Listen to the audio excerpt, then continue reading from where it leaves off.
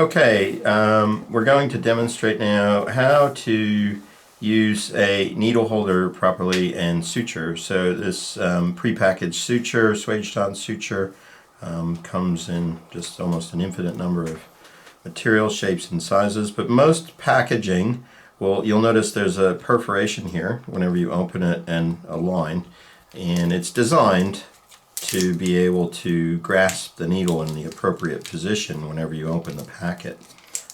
So you'll notice there's the needle in the packet, and if we grasp it right here, take it out,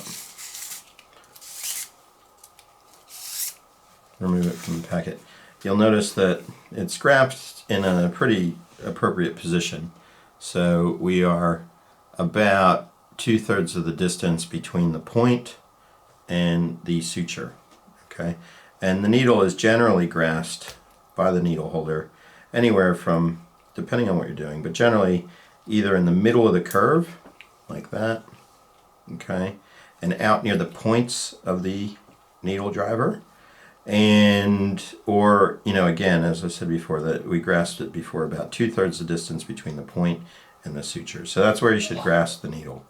Okay, there's a few exceptions to that, but for the most part, when you're suturing, that's where it should be grasped. And again, when you grasp it, you want to hear that ratchet, and you want to lock down that needle.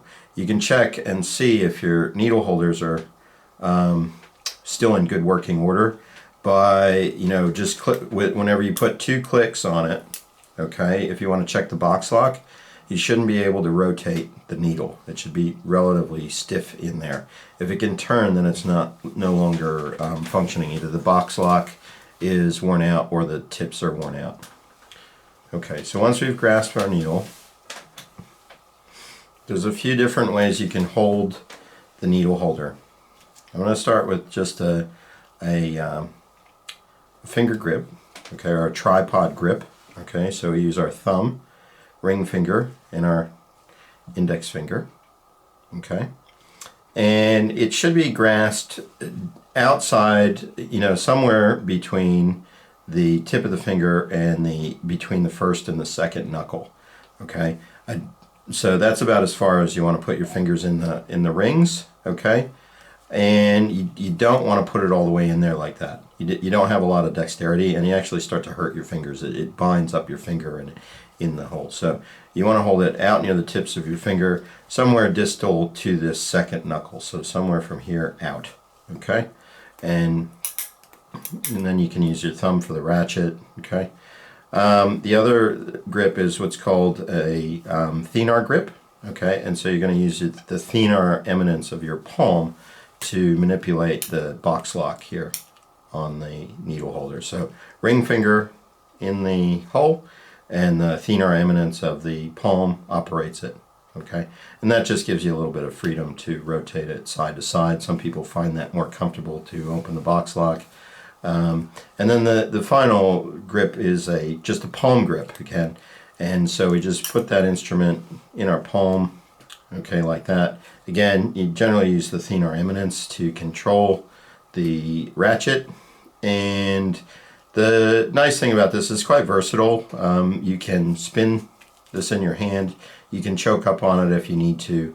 You can back it out further if you need to adjust it in different ways when you're suturing. But some feel as though you get a bit more precise control of it using this sort of a grip. So it depends on the application. But all three are acceptable, and you have to just decide for yourself which one is most appropriate for you and the application at the time. Now, I'm just going to demonstrate how to take a bite with the suture in the process of doing just a simple interrupted bite. So you want to stabilize the tissue. So if we're just going to put in a single interrupted suture, we've loaded this properly, okay, and we're gonna open our incision. We're going to stabilize the tissue, okay, and you notice I'm going to rotate this point of this needle so it's roughly about perpendicular to the tissue when I start. You want to grab a significant bite, and you pass the needle through the tissue by rotating your wrist around the curve, following the curve of that needle. Okay, now I'm starting to take my bite on the other side. You'll notice that the needle is starting to exit the tissue on this side of this imitation tissue. Okay, and now you notice that the tip of my needle holder has now contacted the tissue, and when that happens, you can't push it any further. You can try, but all it does is tends to traumatize the tissue, and it bends the needle. So once you reach this point and you're taking a bite, what you need to do is now release it and choke up on it a bit, and now pass it further forward, okay, and advance it. Now, you can, at this point in time, you should never, at this point in time, never reach and grab the point. Don't do that, okay? And you shouldn't ever grab the point, the very tip with this instrument, because you crush it and dull it. So what you need to do is you can stabilize it here, and you just grab a little bit further away. And again, as we would pull that through the tissue, we want to follow the curve of that needle. Don't just yank it out. Follow the curve so it passes through the tissue. It passes through the puncture that you've made with the tip, and it doesn't cause trauma. And again, and you don't damage that. So you can stabilize this now. If you're doing a lot of suturing or continuous, you can stabilize this now and grasp it at the appropriate point so that it's ready to go. Okay. I'm going to gather this up and demonstrate how to just do a knot with an instrument. So we'll just do a surgeon's throw on the first one. The suture tends to slip, so we're going to place the instrument between the two strands.